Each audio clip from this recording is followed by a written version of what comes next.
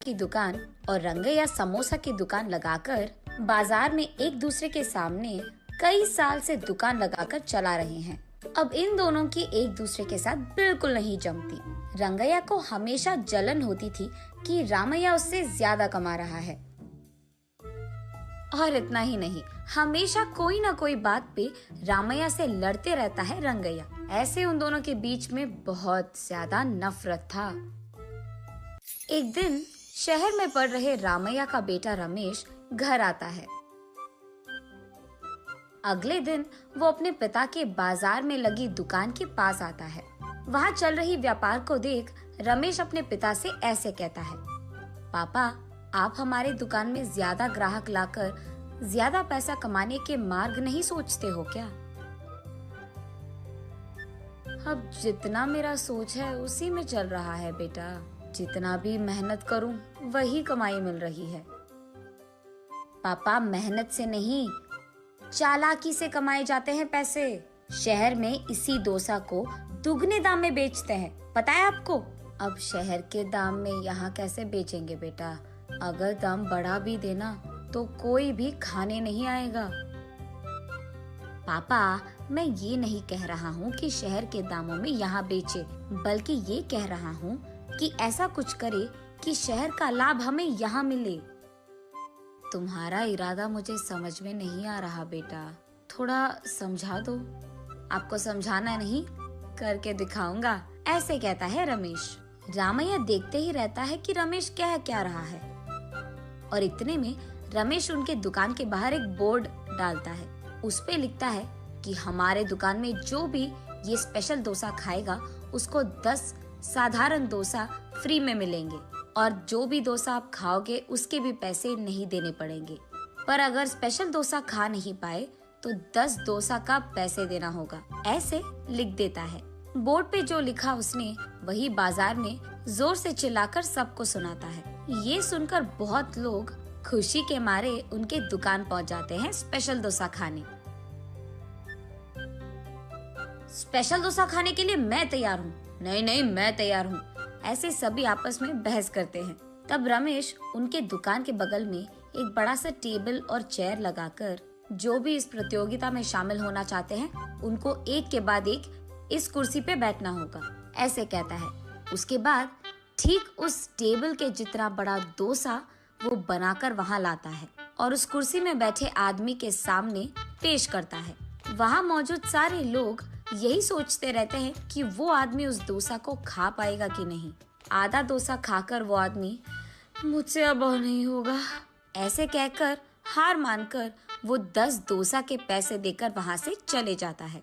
ऐसे ही एक के बाद एक स्पेशल डोसा खाने की कोशिश करके हार मानकर वहाँ से पैसे देकर चले जाते हैं। ये सब ठीक सामने से देख रहा रंगैया अपने आप में सोचने लगता है कि एक स्पेशल डोसा बनाने के लिए कितने पैसे लगते हैं। उसे पता था कि एक स्पेशल डोसा बनाने के लिए 3 डोसा लगते हैं, लेकिन बाकी 7 डोसा के पैसे तो लाभ में आ गए।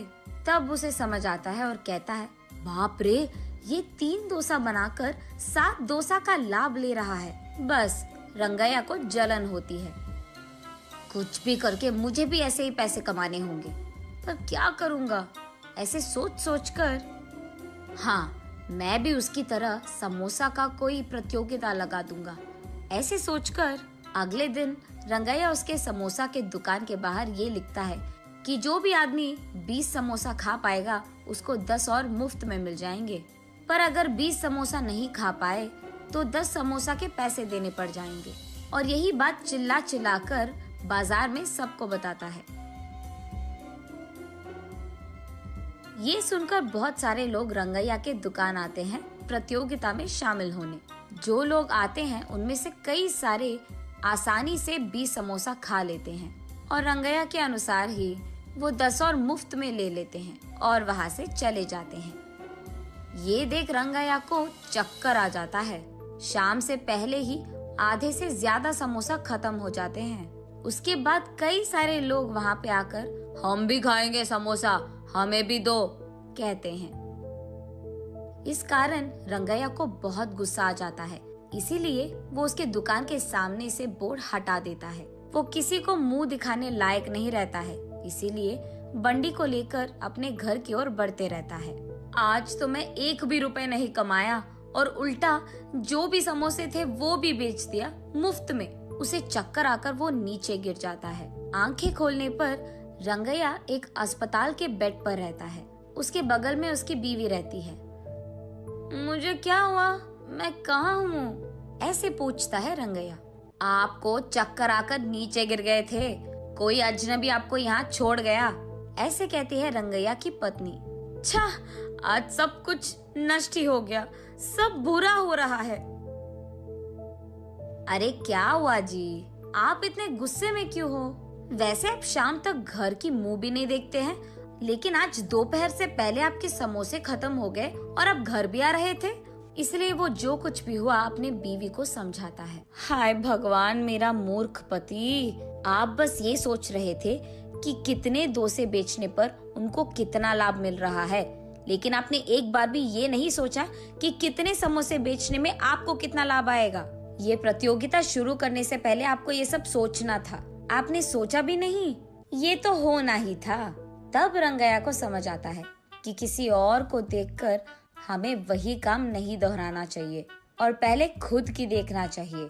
कुछ करने से पहले 100 बार सोचना भी चाहिए, तब हम सब खुश रह पाएंगे। ये समझता है रंगैया।